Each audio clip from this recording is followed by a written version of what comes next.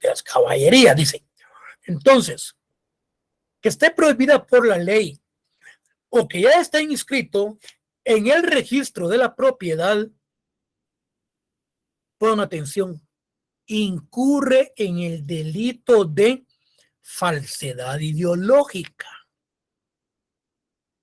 Aquel que pretenda realizar el trámite de la titulación supletoria y este inmueble ya se encuentra registrado, entonces se procede penalmente con el delito de falsedad ideológica que establece el Código Penal.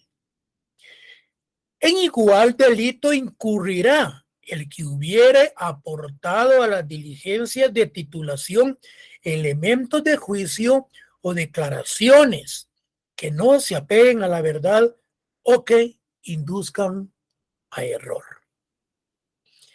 Yo sé que ustedes ahorita, como yo, si nunca han leído la ley y hasta ahora están escuchando los fundamentos y los artículos del mismo, yo sé que ustedes se encuentran un poco así,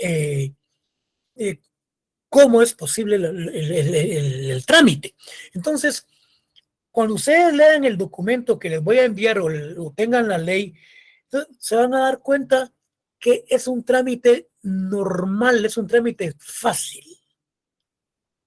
En donde la vez pasada unos jóvenes me preguntaban, fíjese, licenciado, que realmente nosotros hemos estado más de 10 años durante unas parcelas, no recuerdo si fue esto fue en Livingston, creo que estaban esos terrenos, y al extremo que yo creo que la municipalidad se los quitó y ellos, por desconocimiento de la ley, nunca realizaron el trámite y tuvieron la posesión del bien inmueble aproximadamente como 18 o 20 años. Yo les sugerí que iniciaran el trámite correspondiente de la ley de titulación supletoria, pero ellos desconocían esto, desconocían la ley. Háganlo, les dije, tal vez el juez tiene cierto criterio en cuanto al razonamiento técnico jurídico de la ley y se las puede adjudicar. Porque la municipalidad, es cierto, tiene sus derechos, pero esos derechos prácticamente ya se habían adquirido con anterioridad. No recuerdo a la fecha, ya no me comuniqué con estos jóvenes, eran mis alumnos que eran de por ahí y me comentaron del caso. Fíjese, licenciado, lo que pueden hacer ustedes, les dije, hagan el planteamiento ante el juez jurisdiccional donde se encuentra el bien inmueble y no digan nada, no digan absolutamente nada. Usted no entren a pelear con la municipalidad, les dije. Ustedes hagan caso omiso de que no saben absolutamente nada para ver qué resolución va a dar el juez. Realmente yo como juez, fíjense, me hacen la petición, pero lamentablemente ya se realizó el desahucio, ya lo sacaron porque tomó posesión la municipalidad. Fíjense que realmente es posible de que si el juez jurisdiccional se la adjudicó a la municipalidad y estas personas, vean, adjuntan todos los medios de prueba que ellos tuvieron la posición durante ese lapso, vean, señores, que es posible que revoco esa resolución, aunque yo sé que ese caso se van a amparar, la municipalidad se va a amparar y ese caso llegaría a la Corte de Constitucionalidad. Muy interesante, fíjense ustedes, ese caso. Yo en medio los asesoré a los jóvenes que me estaban comentando de lo que les había sucedido. Bueno, ¿qué dice acá el artículo 14? Mientras no hayan transcurrido los 10 años a que se refiere el artículo 637 del Código Civil, las diligencias de titulación supletoria podrán revisarse. Fíjense, miren qué interesante. Mientras no hayan transcurrido los 10 años a que se refiere el artículo 637 del Código Civil, las diligencias de titulación supletoria podrán revisarse, ya sea a instancia de parte interesada o por el Ministerio Público. Quiere decir que si no han transcurrido los 10 años que se le ha adjudicado a la municipalidad, los interesados pueden solicitar la revisión. El artículo 15 dice: la acción de nulidad de las diligencias de la titulación supletoria que se haya seguido en contra de lo establecido por leyes que prohíben la titulación supletoria de determinados bienes o en las que les haya sido violado la ley, podrá ejercitarse tanto el Ministerio Público como por cualquier interesado. Su nulidad se declarará con lugar y se mandará a cancelar en su caso la inscripción en el registro de la propiedad y se certificará lo conducente para los efectos de las sanciones penales.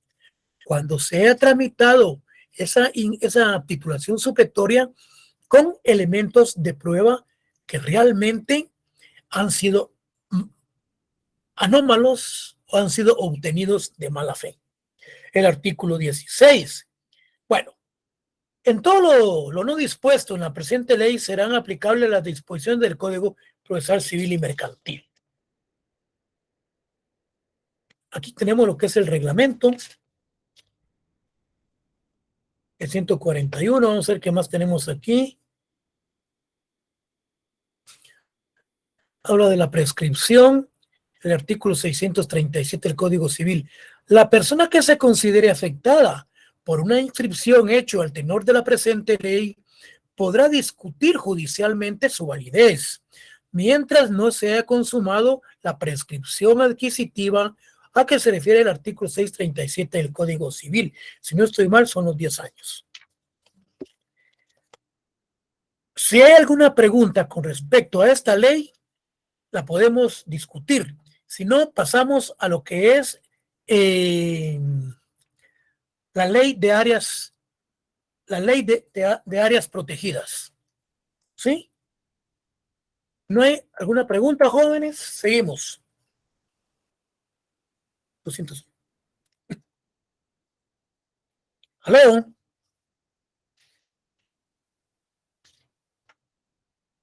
No hay duda, licenciado. Estamos bien, ¿verdad? Sí. Bueno. ¿Cuántos alumnos sabemos, jóvenes? Ahorita hay 63. Pero les estoy preguntando que si hay alguna duda que me digan, no, licenciado, no hay duda. Continuemos. No, licenciado, no hay duda, todo está bien. Estamos bien con la ley de titulación supletoria. Todo está bien, licenciado, gracias. Sí, licenciado, todo claro. No, ahí estamos bien. Se los digo porque vienen preguntas en el examen. Sigamos. La ley de áreas protegidas. Miren, pues. Este es el decreto 4-89. ¿Qué es lo que nos dice los considerandos? Bueno, uno de los considerandos dice, recuerden, ley de áreas. Aquí estamos hablando de las áreas protegidas del Estado. Bueno, considerando que la conservación, la restauración y manejo de la fauna y flora silvestre de los guatemaltecos es fundamental para el logro de un desarrollo social y económico sostenido del país. Que la conservación, la restauración y manejo de la fauna y flora silvestre de los guatemaltecos es fundamental para el logro de un desarrollo social y económico sostenido del país.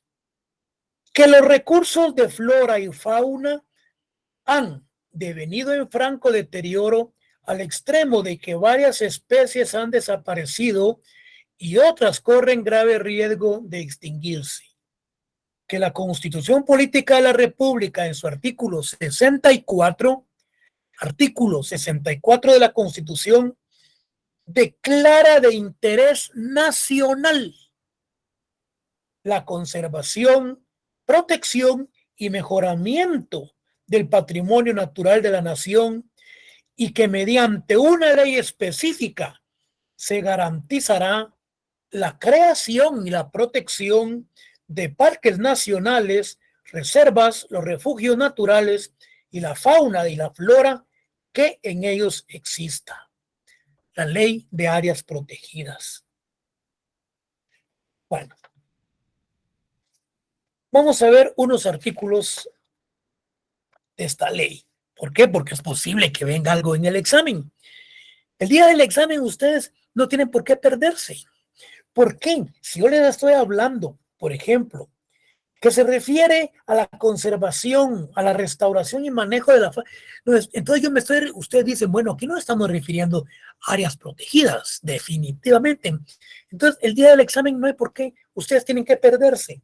Entonces, artículo 1 dice, vamos a ver, interés nacional. La diversidad biológica es parte integral del patrimonio natural de los guatemaltecos y por lo tanto se declara de interés nacional su conservación por medio de áreas protegidas debidamente declaradas y administradas. Vamos a ver qué nos dice el artículo 2.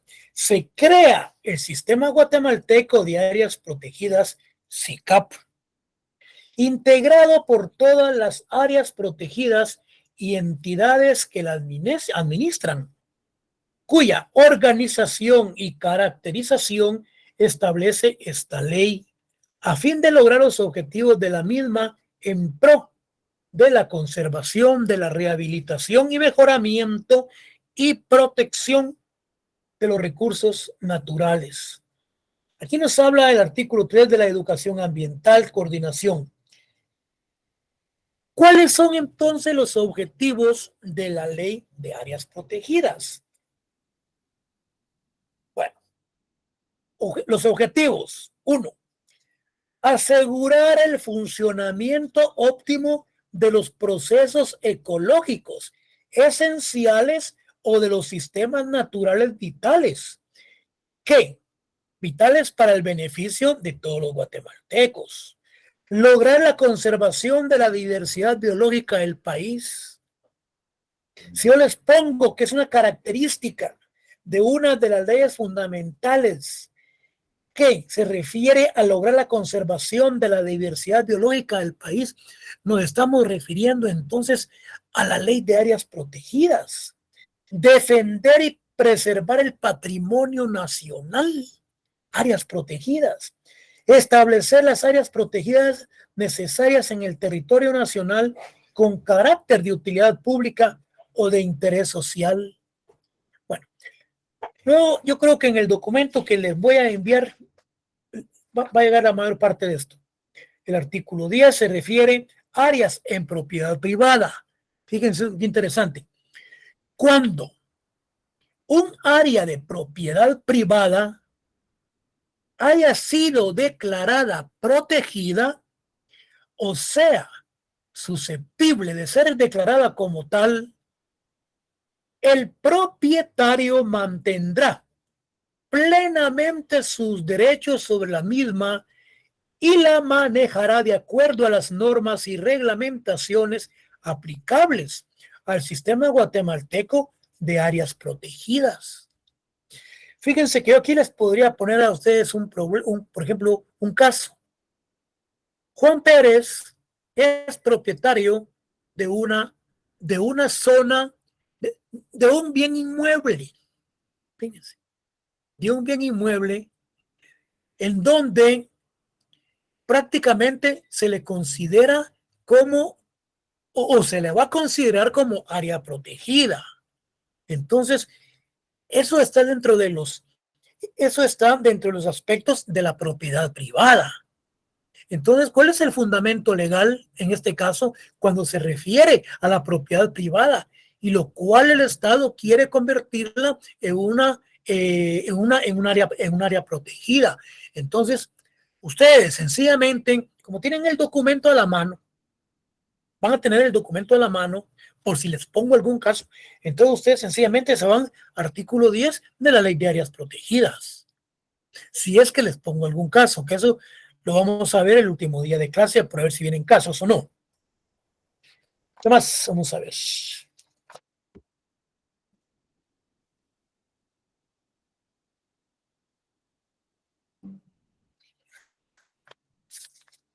Aquí hay algo muy interesante.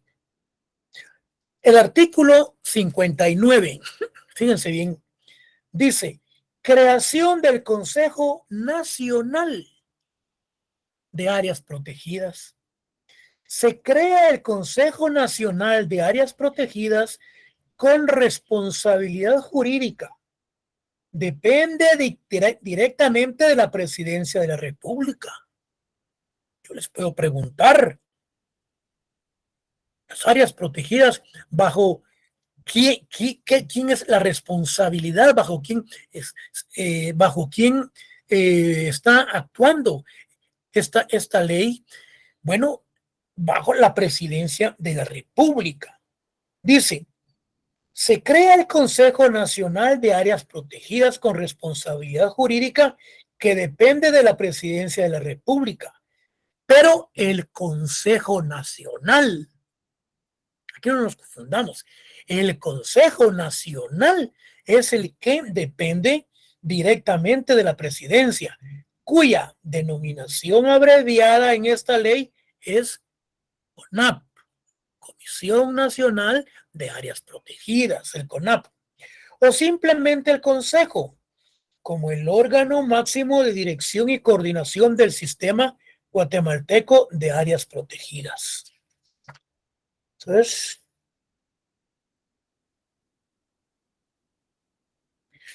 y dentro de los fines, bueno, propiciar y fomentar la conservación y el mejoramiento del patrimonio natural de Guatemala, organizar y dirigir el desarrollo del sistema guatemalteco de áreas protegidas.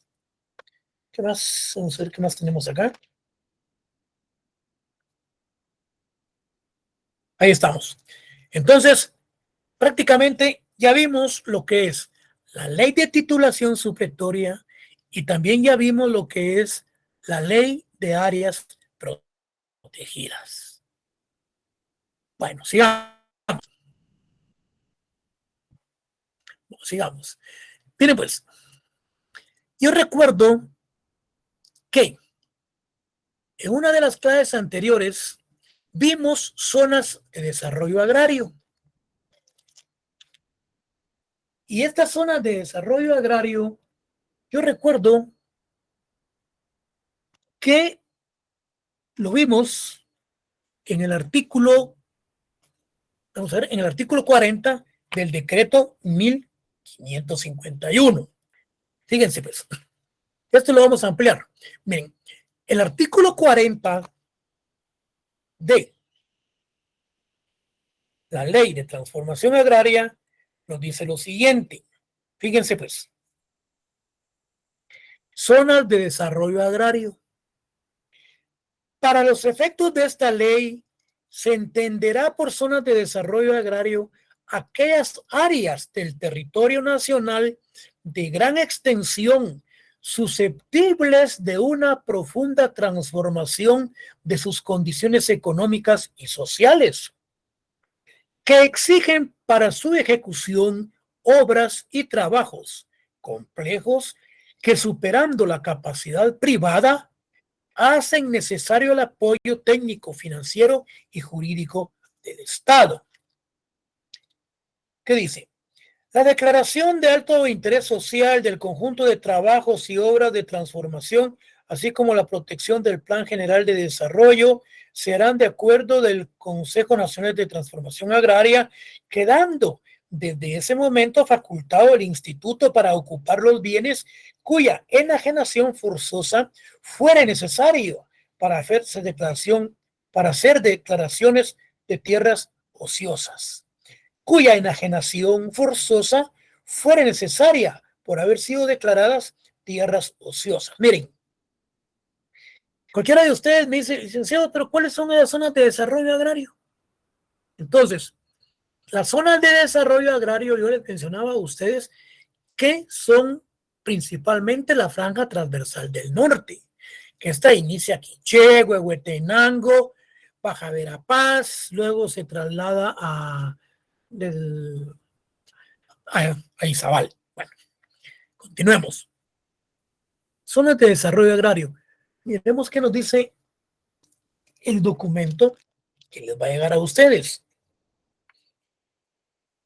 Yo creo que les expliqué y les leí algo sobre esto sobre la vez pasada. Fíjense pues, el establecimiento de zonas de desarrollo agrario. Quiero que sepan dónde, cómo y dónde quedan. Miren, también cabe referirse a los planes impulsados por el Estado en la llamada Franja Transversal del Norte, que incluye todo el norte bajo del país, desde el departamento de Huehuetenango hasta el departamento de Izabal, pasando por el Quiché, Alta Verapaz. Bueno, por el decreto 60-70 de 1970, esta fue declarada área de interés público, disponiéndose que los terrenos baldíos fueran declarados, recuerden, estoy hablando de terrenos baldíos, no confundírmelos con tierras ociosas. Entonces, esta fue declarada área de interés público, disponiéndose que los terrenos baldíos fueran declarados de la nación, de acuerdo con la Ley de Transformación Agraria, y que las fincas privadas quedaran afectas a las disposiciones sobre tierras ociosas y zonas de desarrollo agrario contempladas en la misma ley.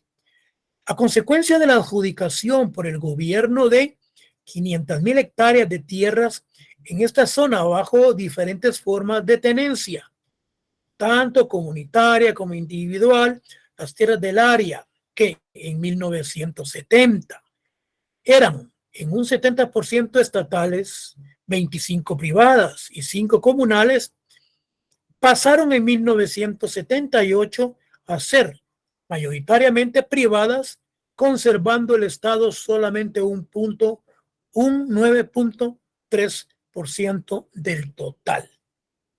Imagínense ustedes que después de pertenecer esos terrenos baldíos al Estado, pasaron prácticamente al poder de la propiedad privada.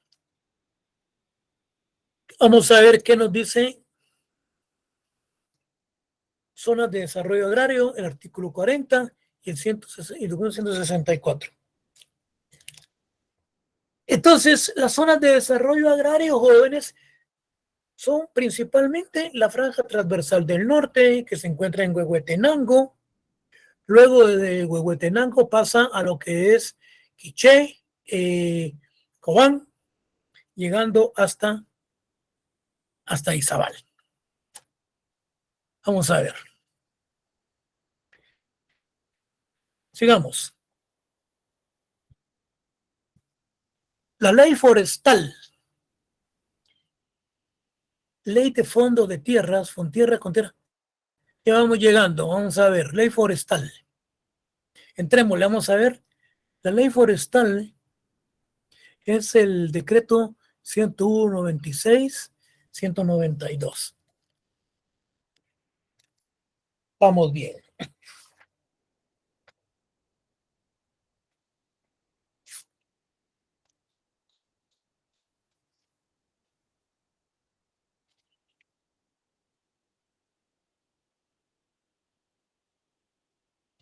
Ley forestal, decreto número 101-96. Bueno, fíjense pues, ¿cuál es el objetivo? ¿Cuál es el objetivo de esta ley? El objetivo principal de la ley forestal es, con la presente ley, se declara de urgencia nacional y de interés social la reforestación y la conservación de los bosques, para lo cual se propiciará el desarrollo forestal y su manejo sostenible mediante el cumplimiento de los siguientes objetivos. Esto lo vimos en una de las clases en donde yo les mencionaba que en el norte del país y en otras zonas donde hay fincas, los propietarios han celebrado convenios con el Estado de forestaciones. Hay que reforestar y anualmente, ellos reciben un estipendio, una compensación económica por toda la reforestación que han realizado. Reducir, dice, la deforestación de tierras de vocación forestal y el avance de las fronteras agrícolas a través del incremento de uso de tierras de acuerdo con su vocación y sin omitir propias características del suelo, topografía y el clima. Promover la reforestación de áreas forestales actualmente sin bosque para proveer al país de los productos forestales que se requieran. Artículo 5. Se crea el Instituto Nacional de Bosques, que podrá abreviarse el INAB, Instituto Nacional de Bosques, que se puede crear el INAB, e indistintamente como el instituto para designarse en esta ley con carácter de entidad estatal, autónoma, descentralizada, con personalidad jurídica, patrimonio propio e independencia administrativa. Es el órgano de dirección y autoridad competente del sector público agrícola en materia forestal. Se crea el Instituto Nacional de Bosques, que podrá abreviarse INAB, e indistintamente como el instituto, para designaciones en esta ley con carácter de entidad estatal, autónoma, descentralizada, con personalidad jurídica, patrimonio propio e independencia administrativa. Es el órgano de dirección y autoridad competente del sector público agrícola en materia forestal, o sea, el INAB, Instituto Nacional de Bosques.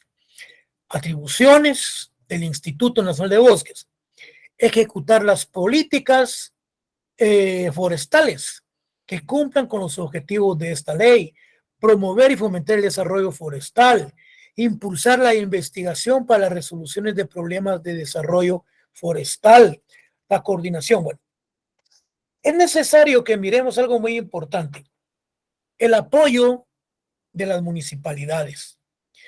Las comisiones de medio ambiente de las municipalidades, con delegación específica del alcalde, serán las encargadas de apoyar al Instituto Nacional de Bosques con la aplicación de la presente ley y su reglamento.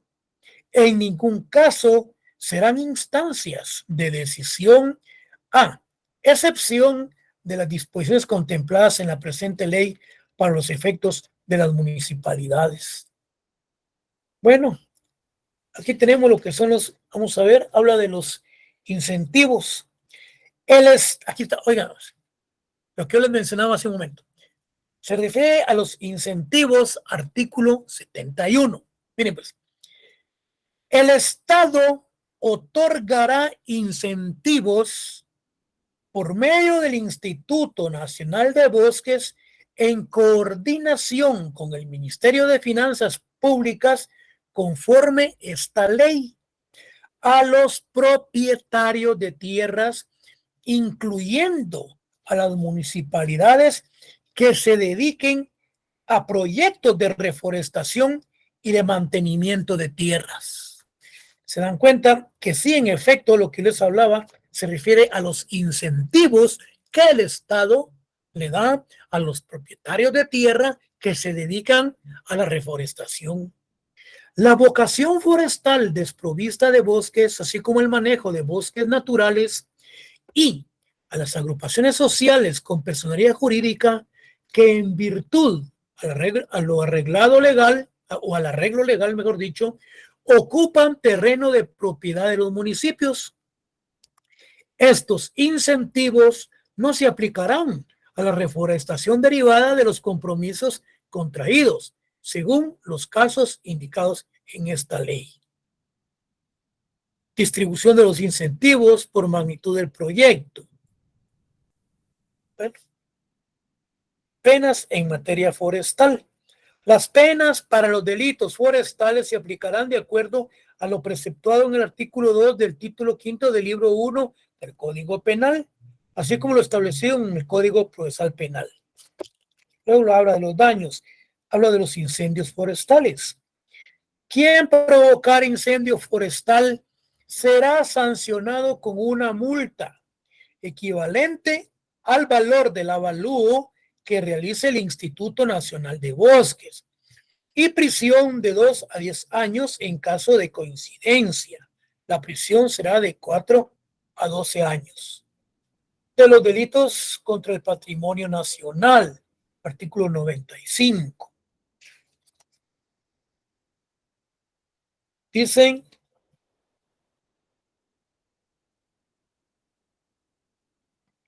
artículo 95, delitos contra el patrimonio forestal cometidos por autoridades, quienes siendo responsables de extender las licencias forestales, así como de autorizar manejo de los bosques, extienda licencias y autorizaciones sin verificar de información que requiera esta ley y sus reglamentos, o la autoridad que permita la comercialización o exportación de productos forestales sin verificar que exista fehacientemente el documento correspondiente, serán sancionados con prisión de 1 a 5 años y una multa equivalente al valor de la madera conforme a la tarifa establecida en el INAH.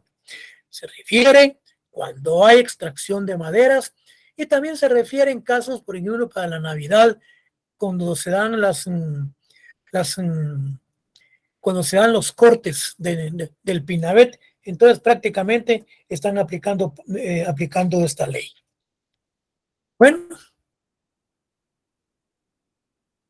ley de fondo de tierras. Ahí vamos a quedar. Si hay alguna pregunta, jóvenes, pues estoy para contestarles. Si no, vamos a Buenas continuar. tardes, licenciado. Yo tengo una pregunta. Bueno, feliz tarde. Licenciado, perdone. Anda. ¿Cuándo nos subirá usted el documento para que nosotros podamos estudiar, ya que solo tenemos la próxima semana?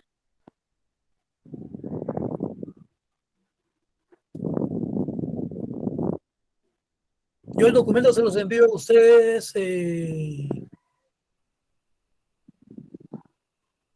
posiblemente este fin de semana o si no el día lunes.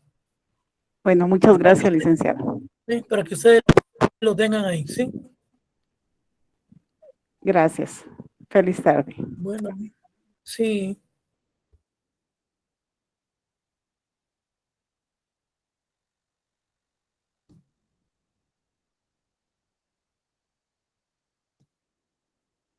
Feliz tarde, licenciado.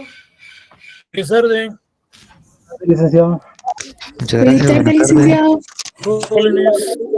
Feliz fin de semana, licenciado. Dios. Feliz tarde, licenciado. Feliz fin de Feliz semana, tarde. licenciado.